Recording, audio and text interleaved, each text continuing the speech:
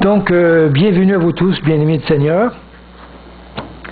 Débutons par une prière, on va se lever debout.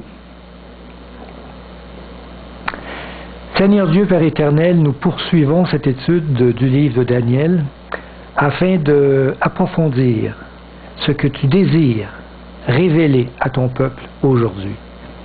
Nous sommes ici et nous venons à toi pour recevoir ton Saint-Esprit dans la compréhension des choses énigmatiques des chapitres 8 du livre de Daniel. Aide-nous à comprendre et nous savons que c'est ton désir. Au nom de Jésus. Amen. Gloire à Dieu. Vous pouvez vous asseoir. Donc, un petit résumé de ce qu'on a vu la semaine passée.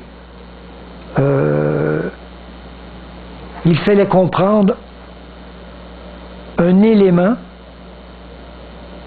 qu'on a aujourd'hui dans notre monde contemporain oublié, comment fonctionnait le rituel du sanctuaire au temps de Moïse et au temps, évidemment, dans le temps de Daniel. Les grandes lignes sont les suivantes. Donc le sanctuaire représentait le plan du salut en Jésus-Christ. Chaque élément du sanctuaire était une révélation de ce plan-là, que Jésus, sur la croix qui meurt, était représenté par, ou plutôt l'agneau qu'on offrait, représentait la mort du Christ à la croix, dans le sanctuaire hébreu. Tous les éléments, d'ailleurs on peut le voir sur la maquette en arrière, représentaient un élément du ministère de Jésus dans le lieu saint et très saint. On avait vu qu'il y avait trois services principaux lors du sanctuaire: le service quotidien, chaque jour, pour laver notre souillure, et ça se passait dans le parvis. Le service sur demande, donc le service d'expiation où on offrait un animal, on imposait les mains, on confessait notre péché. Ce service portait le sang jusque dans le lieu saint du sanctuaire. Et il y avait une fois par année un service spécial, le service de la purification du sanctuaire, un service où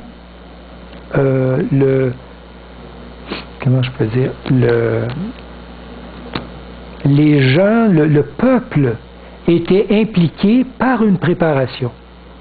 On demandait au peuple, il y avait une journée congé, une journée fériée, c'était une journée sainte, où le peuple se préparait, se purifiait, se lavait, confessait ses péchés, ainsi de suite, allait demander à son voisin s'il avait fait quelque chose de pas correct, pardon. Et quand le peuple était dans ce moment de purification, le rituel débutait, et c'était le grand prêtre qui faisait ce rituel. Le simple gens du peuple n'était pas participant, sauf par la foi, et il savait que le grand prêtre allait dans le lieu très saint faire ce rituel. C'est un peu la même chose aujourd'hui. Donc nous sommes participants par ce ministère que Jésus a au ciel, juste le fait que l'on entre avec lui en purifiant notre vie, on sait que lui au ciel va faire ce qu'il faut pour que tous les péchés soient purifiés. C'était donc une fois par année pour l'effacement définitif des péchés qui ont souillé le sanctuaire pendant toute l'année. Et ça se poursuivait, on amenait le sang dans le lieu très saint, beaucoup plus loin dans le sanctuaire. Donc l'idée qu'il y avait un sanctuaire dans le ciel, une notion qu'il fallait prendre conscience, que Jésus, lors de son ascension après la résurrection, est monté au ciel dans les appartements du lieu saint.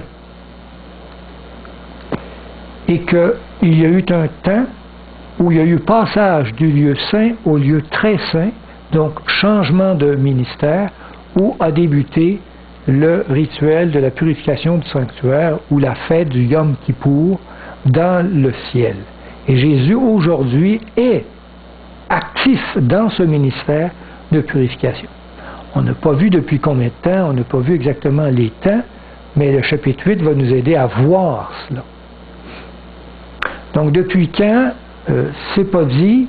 Les chapitres 9 vont être plus précis. Le chapitre 8 amène qu'il y a un temps fixé pour ça, et on va le voir. Donc on débute le chapitre 8, verset par verset, sans rien oublier, pour être bien certain qu'on a bien compris tout ce que Dieu veut nous révéler à travers le chapitre 8. Un verset d'introduction, ça nous aide toujours à nous inspirer dans le spirituel. Je propose Jean 14, verset 29. Il est dit: « Et maintenant je vous ai dit ces choses avant qu'elles arrivent, afin que lorsqu'elles arriveront, vous croyiez. » C'est Jésus qui dit ces choses. Donc Jésus donne des révélations pour que, quand elles sont arrivées, quand on les voit, quand on constate leur accomplissement, nous sommes renforcés dans notre foi. Que cela nous aide à cette étude à avoir une foi plus grande. Je vais débuter par une carte du temps de Daniel. Daniel est à Babylone, qui est ici. Il y a le fleuve de l'Euphrate qui traverse. C'est la Mésopotamie. Il y a le golfe Persique qui est ici, qui se jette dans le golfe Persique. Il y a une ville qui va être parlée dans le chapitre 8. C'est la ville de Suse qui est ici. Babylone est là. Jérusalem, évidemment, près de la mer Méditerranée. Donc, les Mèdes et les Perses sont ici. Les Perses dominent ce coin, les Mèdes en haut. Ils vont s'unir pour conquérir cette partie du monde. C'est bon? On débute, verset 1. La 3e année du règne du roi Belchazzar. Donc ici, on est 2 ans plus tard, 2 ans après la vision que Daniel a eue des bêtes qui sortaient de la mer. Quand on lit ça, on dirait qu'il l'a eu tout après, cette vision-là. Non, il s'était passé quand même 2 ans.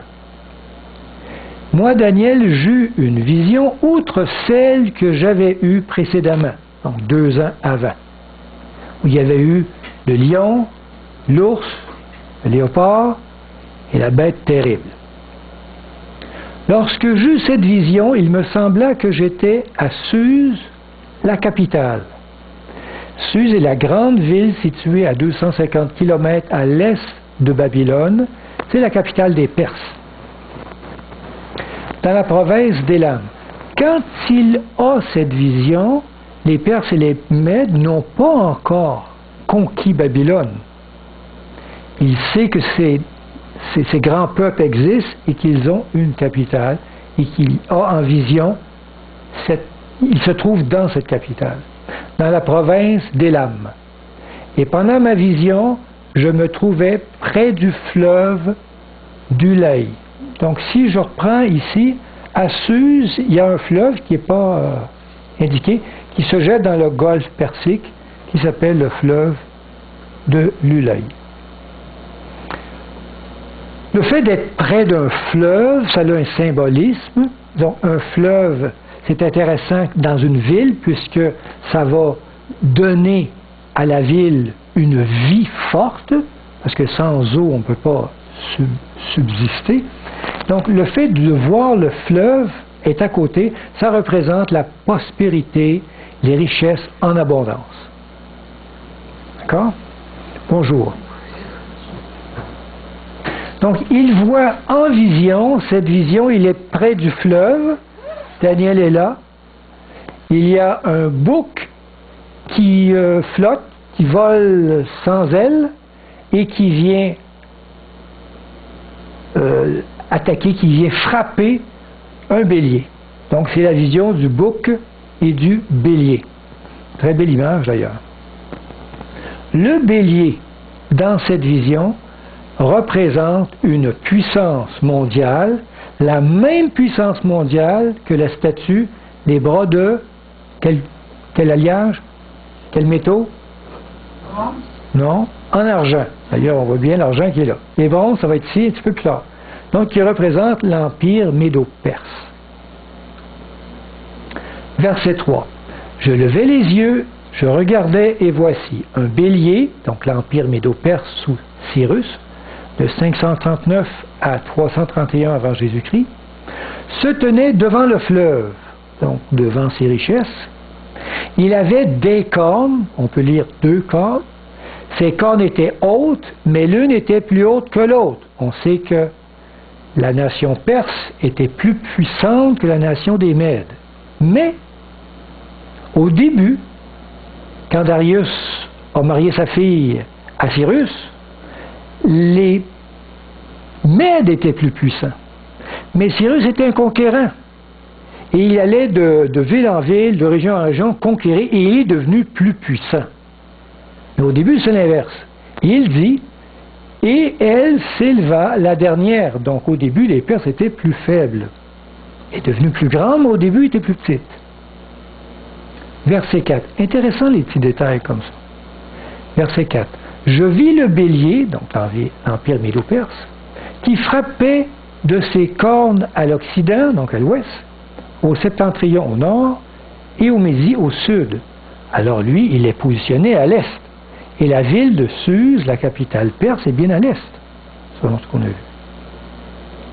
Aucun animal, donc aucun empire mondial, ne pouvait lui résister. Et il n'y avait personne pour délivrer ses victimes. Il faisait ce qu'il voulait et il devint puissant. Donc on sait que les Mèdes et les Perses, représentés par le bouc, est devenu une puissance mondiale. Puis après ça, c'était le bélier, excusez-moi. Il voit un bouc qui a une corne, il se brise, puis il y a un bouc à 4 cornes. J'ai trouvé une image d'un bouc à 4 cornes. Et qui le représente, le bassin ici de la statue de Daniel, qui est l'Empire grec. Le verset 5. Comme je regardais attentivement, voici un bouc, qui est l'Empire grec sous Alexandre le Grand, de 331 à 168 avant Jésus-Christ, qui venait de l'Occident. Donc l'Occident, c'est l'Ouest. C'est un fait, les Grecs viennent de l'Ouest. Ça va bien encore avec la réalité de l'histoire. Et il parcourait toute la terre à sa surface sans la toucher. Donc il flotte, mais il est sans ailes, qui représente évidemment la rapidité de ses conquêtes. On est encore étonné de savoir comment Alexandre le Grand a conquis le monde rapidement. Permettez-moi.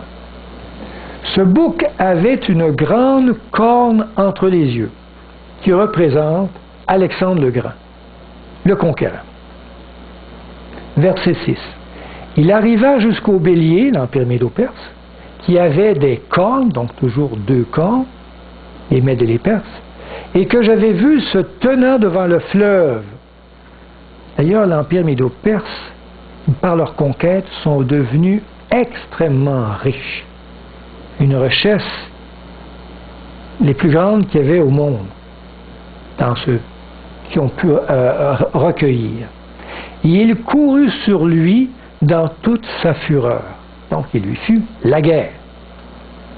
Verset 7. Je le vis qui s'approchait du bélier et s'irritait contre lui. Il frappa le bélier et lui brisa les 2 cornes. L'empire médo-perse va tomber. Sans que le bélier eût la force de lui résister. Il le jeta par terre, le foula, et il n'y eut personne pour délivrer le bélier. Donc il perdit la guerre. Et tout de suite, le verset 8, c'est marqué le bouc. Il y a une association bélier et bouc. Collé. Intéressant, j'en ai parlé un peu la semaine passée. Bélier-bouc, on lève les yeux vers un rituel un peu spécial, la purification du sanctuaire, une fois par année, la fête du Yom Kippour. On avait dans ce rituel la présence d'un bélier et d'un bouc.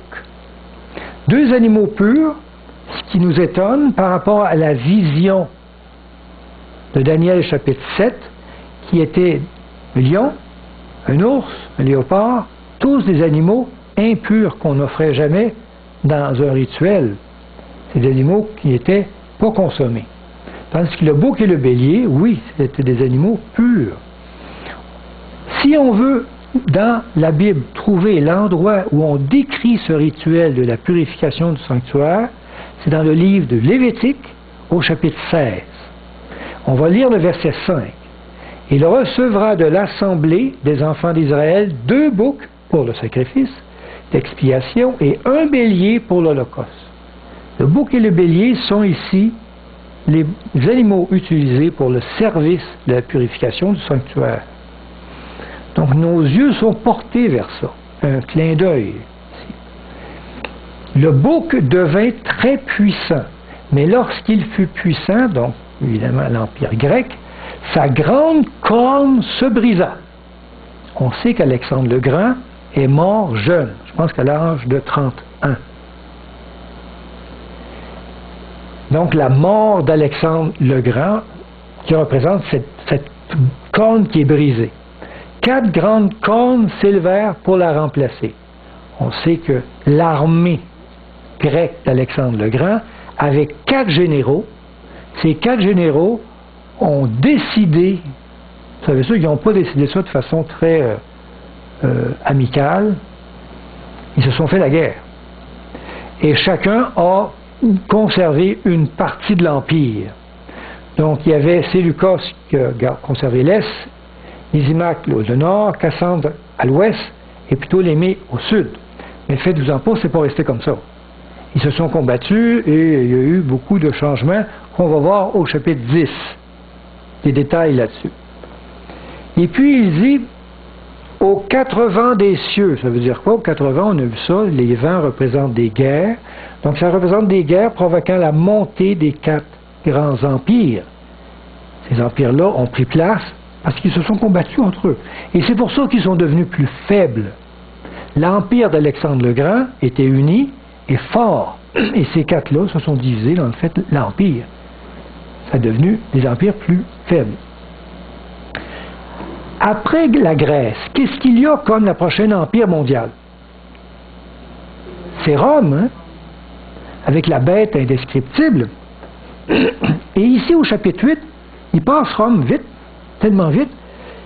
C'est comme s'il mettait une assise sur ces 2 grandes dominations mondiales, puis tout de suite, il va passer à la petite corne. Au verset 9. L'une des vents, c'est-à-dire des guerres, sortit une petite corne. Il va tout de suite à la petite corne, qui représente la puissance du système papal dans l'Empire de Rome. On a vu ça dans le chapitre 7. Qui s'agrandit beaucoup vers le Midi, c'est vers l'Égypte au sud, vers l'Orient, vers la Syrie à l'est, et vers le plus beau des pays, c'est vers la Palestine. Donc, la petite corne qui prend, avec Rome, place et qui s'agrandit dans toutes ces régions. Puis après, tout de suite, il porte nos yeux sur ce qui se passe au ciel. C'est bizarre.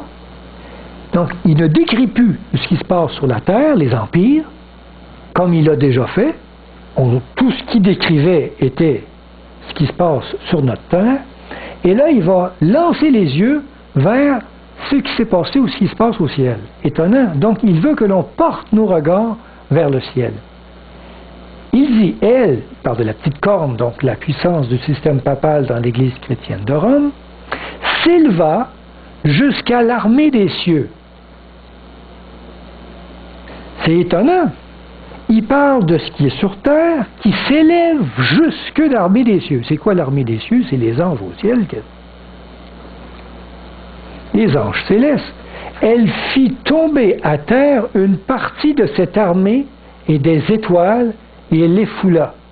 Comment tu fais ça, toi, jeter à terre les anges dans les ciels? C'est pas évident. Donc, la petite corne est comme associée à celui qui a jeté les anges du ciel. Et qui est celui qui a jeté les anges du ciel? C'est Satan lui-même, lorsqu'il y a eu guerre dans le ciel. Et on peut lire ça. Et elle fit tomber par terre une partie de cette armée et des étoiles, et elle les foula. on sent que c'est un pouvoir contrôlé, la petite corne, par Satan. On parle de Satan ici. On peut lire ça dans Apocalypse 12, verset 4. Sa queue, la queue du dragon, qui est personnifiée pour Satan, entraînait le tiers des étoiles du ciel. On parle ici des étoiles du ciel, et les jetait sur la terre, les foulant. Donc on a un peu le même jeu d'image. Les étoiles du ciel représentent les anges. Et il est jeté sur la terre. Donc on peut associer ici à ce qui se passe dans le ciel et associer cette petite corne au pouvoir de Satan. Nos yeux sont maintenant donc tournés vers ce qui se passe au ciel dans le sanctuaire céleste où officie Jésus aujourd'hui. Hébreu a un beau texte pour ça. Hébreu chapitre 9, verset 11, qui décrit bien ce qui se passe avec Jésus. C'est dit, mais le Christ est venu comme souverain sacrificateur des biens à venir. Il a traversé le tabernacle plus grand et plus parfait que celui que l'on avait construit sur terre, qui n'est pas construit de main d'homme, mais non, au ciel, il est construit de main de Dieu, c'est-à-dire qui n'est pas de cette création. Et il est entré une fois pour toutes dans le lieu très saint. Il faudrait lire dans un lieu plus saint que celui qu'on avait construit sur terre. Non avec le sang des boucs et des veaux, parce qu'on faisait des sacrifices, des holocaustes, c'est non avec ça qu'il est entré, mais avec son propre sang, avec sa propre vie, sa propre mort, ayant obtenu une rédemption éternelle. Donc on voit que Paul avait compris que Jésus était le type du sacrificateur qu'on avait dans notre sanctuaire terrestre. Puis, il voit en vision quelque chose qui a rapport avec le pouvoir papal dominateur sur la terre. Il dit, elle, c'est toujours la petite corne, la puissance du système papal dans l'Église chrétienne de Rome s'éleva jusqu'au chef de l'armée. C'est qui le chef de l'armée? C'est Jésus. Il va s'élever jusqu'à Jésus, au ciel. Donc, cette puissance prend la place de Jésus. C'est vrai, il se dit avoir le pouvoir de pardonner les péchés. Mais il dit en plus, lui enleva le sacrifice perpétuel. Voyons, on va y enlever le sacrifice perpétuel, c'est qu'on faisait une holocauste chaque matin et soir qui représentait la mort du Christ. Au fait, la petite corne va remplacer ce rituel par la messe, ou le dogme de la transsubstantiation. J'espère que vous connaissez votre religion. On va en parler tantôt. Et renversa le lieu de son sanctuaire. Il va renverser le lieu de son propre sanctuaire. Il va rejeter l'évangile du salut par la grâce. Il va rejeter la vérité parfaite en Jésus-Christ qui, à sa mort, sauve le monde. Il va s'approprier cela. Et pour cela, pour vous aider, j'ai retrouvé dans le petit catéchisme des choses étonnantes, dans mon petit catéchisme, des provinces ecclésiastiques de Québec, Montréal et Ottawa, édité en 1944, et je suis allé aux questions suivantes. Je les ai notées ici. Question 253. Qu'est-ce que la Sainte Eucharistie? Vous savez, quand on allait à la messe, il y avait un autel. Vous savez, quand vous allez dans les services religieux protestants, il n'y a pas de autel. Vous savez, ça sert à quoi un autel? À faire un sacrifice. Puis le mot messe veut dire tu vas au sacrifice. Donc là où il y a un autel, il y a un sacrifice. Et là, il pose la question de 153, qu'est-ce que la Sainte Eucharistie? La Sainte Eucharistie est un sacrement qui contient réellement et en vérité le corps, le sang, l'âme et la divinité de notre Seigneur Jésus-Christ, sous les apparences du pain et du vin. Jusqu'ici, c'est assez étonnant. On continue. Question 266. Faut-il adorer le corps et le sang de notre Seigneur Jésus-Christ dans l'Eucharistie? Oui, il faut adorer le corps et le sang de notre Seigneur Jésus-Christ dans l'Eucharistie, parce que ce corps et ce sang sont inséparablement unis à sa divinité. Donc, on va adorer le pain et le vin. On ne fait pas ça ici. Ce n'est qu'un symbolisme qui représente l'adoration qu'on doit avoir vers lui.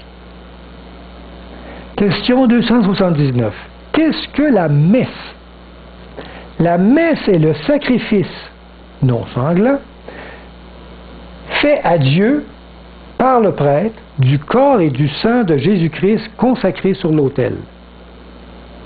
Donc la messe, c'est l'exercice de la mort de Christ.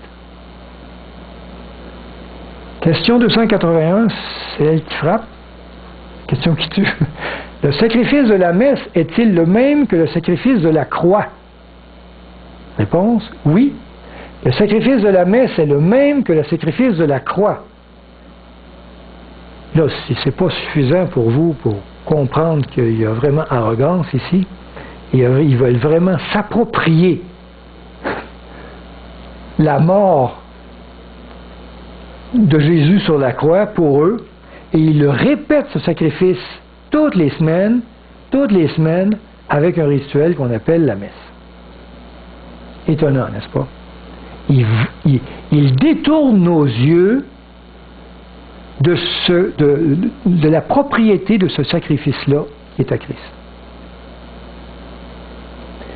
Puis par après, il décrit une scène de cette petite corde-là en rapport avec la persécution des martyrs. Verset 12.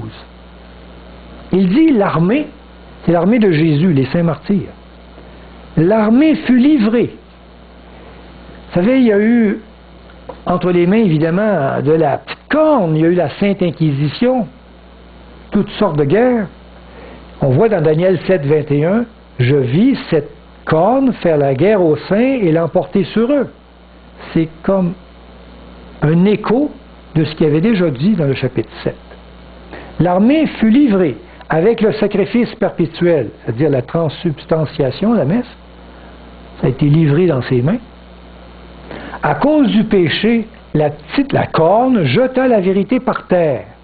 Les faux enseignements, les indulgences, l'immaculée conception, qui est assez récente comme dogme dans leur Église. Et il réussit dans ses entreprises. Et là, il pose la question, mais jusqu'à quand cette folie-là va durer? Jusqu'à quand la vérité va être jetée à terre, salie?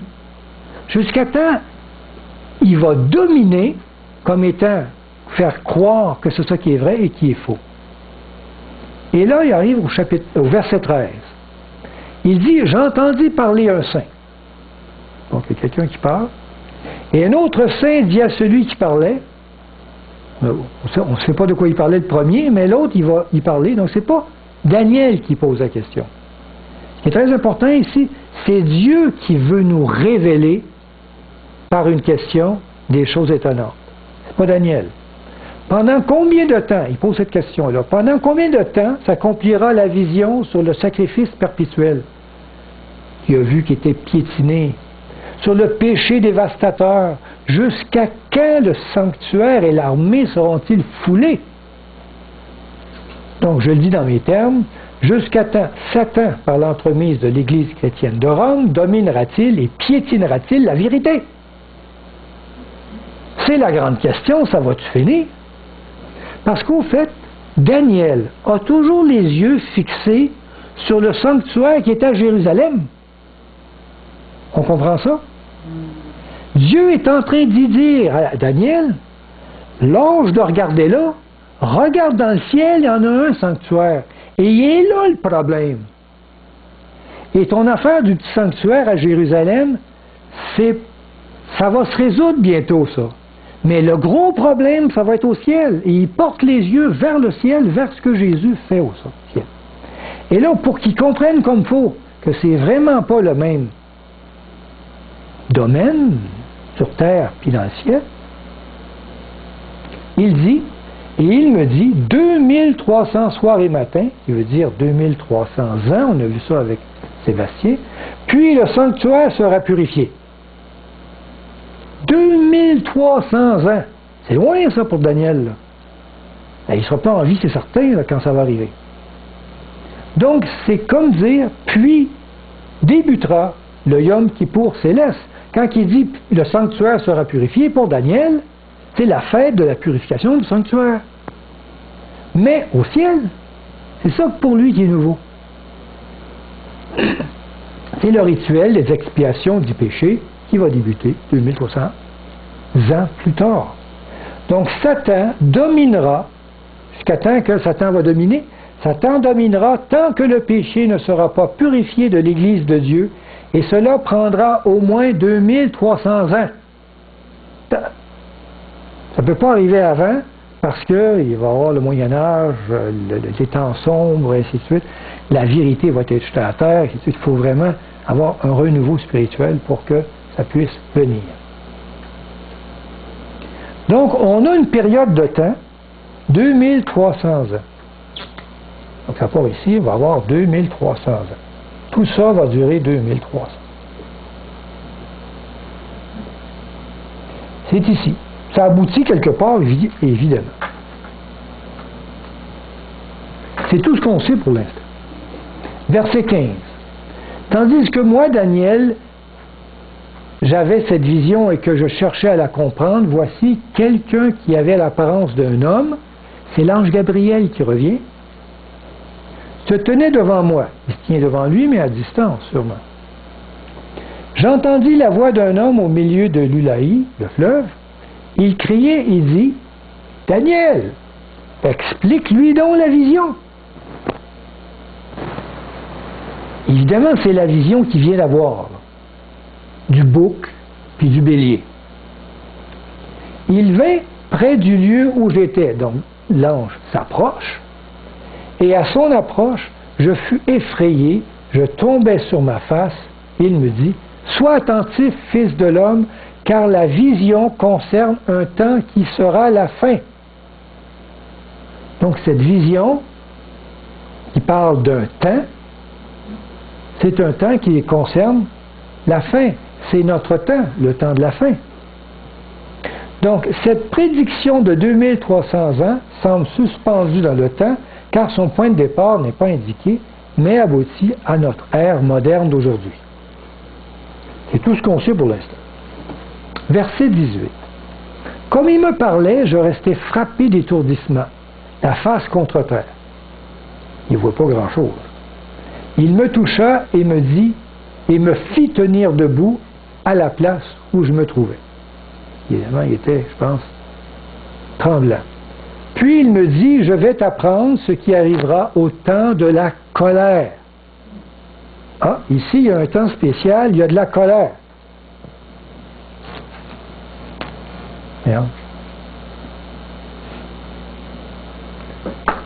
Car il y a un temps marqué pour la fin.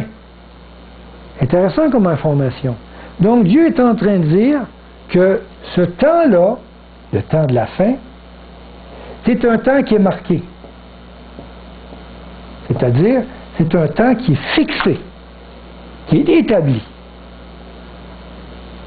Donc l'aboutissement des 2300 soirs et matins tombe à une date précise qui marquera le début de la fin des temps.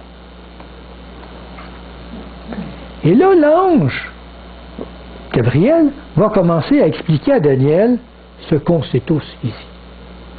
Mais il va tellement l'expliquer de façon claire qu'on ne peut pas dire autre chose. Hein. Il dit, le bélier que tu as vu, et nous autres, on sait que c'est l'Empire médo-perse ou Cyrus, on avait dit ça, que tu as vu et qui avait des cornes, 2 cornes, ce sont les rois des Mèdes et des Perses. Donc 2 cornes. C'est ce que je vous ai dit, puis il vient de le dire. On ne peut pas se tromper, il dit que c'est les rois des Mèdes et des Perses. Il n'avait pas encore dominé les rois des Mèdes et des Perses. Ils restaient à l'est de Babylone. Et c'est eux autres qui vont venir. Donc Daniel est mis au courant que les Mèdes et les Perses vont dominer le monde.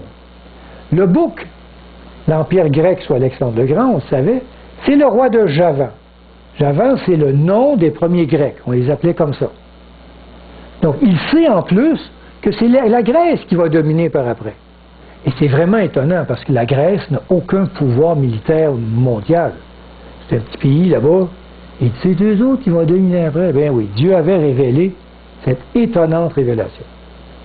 La grande corne entre ses yeux, c'est le premier roi. C'est quand même beau, il n'a pas nommé son nom. T'sais. Mais nous autres, on sait aujourd'hui que c'est Alexandre le Grand. Verset 22. Les 4 cornes qui se sont élevées pour remplacer cette corne brisée, ce sont 4 royaumes. Il dit. Donc on sait que c'est les 4 généraux formant 4 sous-royaumes, c'est Lucas à l'est, les Émacs au nord, Cassandre à l'ouest et Ptolémée au sud, qui s'élèveront de cette nation, mais qui n'auront pas autant de force. Il le dit, ils deviennent présents, mais pas aussi puissants. Verset 23. À la fin de leur domination, c'est ça qui nous intéresse là, pour Daniel. C'est le roi, la corne, puis ce qui se passe après. À la fin de leur domination, donc après la domination grecque, lorsque les pécheurs seront consumés. Autrement dit, là, mais si je prends la version Darby, c'est mieux dit. C'est dit, quand les transgresseurs auront comblé la mesure, quand le péché sera à son comble, c'est comme ça qu'on peut le dire, il s'élèvera un roi, le petit camp, qui représente un pape avec le pouvoir militaire, impudent et artificieux. Français courant, il dit mieux ça, lui dit, arrogant et expert en tromperie. Et ça, on sait c'est qui? C'est toujours le pouvoir papal qui prend place. Sa puissance s'accroîtra. On sait très bien qu'il aura un pouvoir absolu sur l'Europe. Mais non par sa propre force. On a vu au début, dans les versets, que c'est Satan qui domine par l'intermédiaire de la petite corne. Donc, non par sa force, parce qu'on sait que c'est par la force de Satan. Apocalypse 2.12 nous le révèle. Le dragon, qui est l'image de Satan, dans l'Apocalypse, lui donna sa puissance, son trône et une grande autorité. Donc, qui a donné tout ça à la petite corne? Satan lui-même. Il fera d'incroyables ravages. On sait que la petite corne a anéanti 3 nations qu'elle déclarait hérétiques. Les Hérules en 493, les Vandales en 534 et les Ostrogoths en 538. Et ils sont devenus une puissance qui a dominé le monde. Il réussira dans ses entreprises, il détruira les puissants et le peuple des saints. Et c'est ça qui est dramatique. Les saints sont détruits par cette puissance. On connaît les croisades meurtrières de l'Église catholique romaine, les bûchers de la Sainte Inquisition qui n'ont pas cessé de brûler dans ces temps-là, les tortures du Saint-Office, le massacre de la Saint-Barthélemy. Ça, prenez les livres, lisez-moi ça, le massacre de la Saint-Barthélemy. Une débilité totale. Je pense que la nation de la France s'est anéantie elle-même. C'est fait un harakiri. Il y avait personne quasiment dans les champs. Ils les ont toutes tués parce qu'ils ne voulaient pas être parfaitement catholiques. Il y a après ça les ravages de la guerre de 30 ans. Ils faisaient la guerre les protestants et les catholiques, ça se tuait tout le temps. Daniel 7, 21. Je vis cette corne faire la guerre aux saints et l'emporter sur eux. C'est toujours la même corne, c'est toujours le même pouvoir, c'est toujours la même puissance qui veut dominer. Et ce qui est intéressant dans le verset qui va suivre, c'est qu'on va s'apercevoir que cette puissance-là va être encore active au retour de Jésus. Et c'est le retour de Jésus qui va l'anéantir. Ça va prendre le retour de Jésus pour l'écraser. Wow! C'est dit au verset 25. À cause de sa prospérité et du succès de ses ruses, il aura de l'arrogance dans le cœur. Il fera périr beaucoup d'hommes qui vivaient paisiblement. Et il s'élèvera contre le chef des chefs. Il relance encore l'idée qu'il va s'élever contre Jésus-Christ lui-même. Il s'empare de la place de Jésus en prétendant avoir le pouvoir de purifier les péchés. Jésus est en train de faire la purification du sanctuaire, lui il dit que c'est lui qui purifie les péchés. Mais il sera brisé sans l'effort d'aucune main. Il sera brisé sans l'effort d'aucune main. Ce texte-là, on le retrouve dans la statue de Daniel à la fin. C'est dit, tu regardais lorsqu'une pierre se détacha sans le secours d'aucune main, frappa les pieds de fer et d'argile de la statue et les mit en pièces, et ça représentait le retour de Jésus. Donc au retour de Jésus, cette puissance sera encore active. Il y a de quoi étonner. Toutes les autres puissances ne sont plus actives. Verset 26. Et la vision des 2300 soir et matin dont il s'agit est véritable. Quand il dit ça, vous savez, il y a beaucoup de prophéties dans la Bible qui sont conditionnelles. Ici, l'ange vient dire non, cette vision des 2300 soirs et matins est une prophétie qui n'est pas conditionnelle, ça va arriver, c'est vrai. Attends-toi pas qu'il y a quelque chose qui va changer ça. Pour toi, tiens secrète cette vision, car elle se rapporte à des temps éloignés. Là, il vient dire à Daniel, fixe pas tes yeux sur ton sanctuaire à Jérusalem, c'est une vision pour les temps très éloignés, et non pas pour le sanctuaire.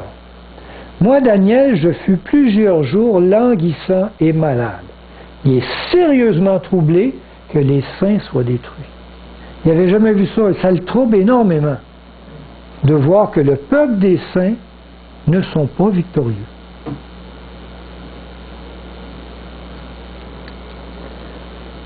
Mais on va être victorieux pareil, tu sais, Jésus va revenir, mais ça n'a pas l'air, tu sais, à vue humaine, on a l'air d'être massacré. Puis, je me levai et je m'occupais des affaires du roi. Il faut bien qu'il s'en occupe. J'étais étonné de la vision et personne n'en eut connaissance. On peut dire, personne ne la comprenait. Ça termine comme ça le chapitre 8. Donc le chapitre 8 nous révèle, à travers une vision, un temps prophétique. On ne sait pas quand est-ce qu'il commence ou ce qui aboutit. On sait qu'au temps de la fin, il va y avoir une colère et c'est un temps marqué.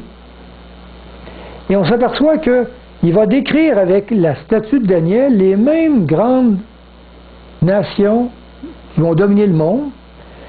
Mais il ne commence pas par Babylone, il commence par les Médo-Perses. Après ça, il continue avec la Grèce.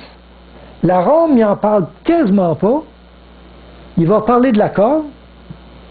Mais il veut surtout nous emmener au ciel, où là, il y a un rituel du Yom Kippour de la purification du sanctuaire. Donc, nos yeux sont amenés vers le ciel.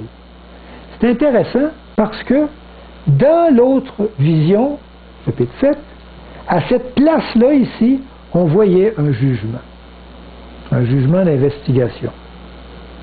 Donc, il y a ensemble, il veut nous faire comprendre qu'ensemble, ce jugement-là et la purification du sanctuaire céleste, c'est la même chose, mais vu sur deux angles différents. Donc, il nous révèle qu'au temps de la fin, il va y avoir un élément de jugement, on avait vu ça au chapitre 7, et là, il nous révèle qu'au temps de la fin, il y a un événement spécial, c'est la purification du sanctuaire. Dieu nous amène de plus en plus à des révélations pour aujourd'hui. On est en train de vivre cet événement-là de la purification du sanctuaire, c'est-à-dire de l'épuration du péché à l'intérieur de son Église. Puis par après, évidemment, c'est le retour de Jésus. La pierre qui frappe les pieds. Avez-vous des questions sur ce chapitre?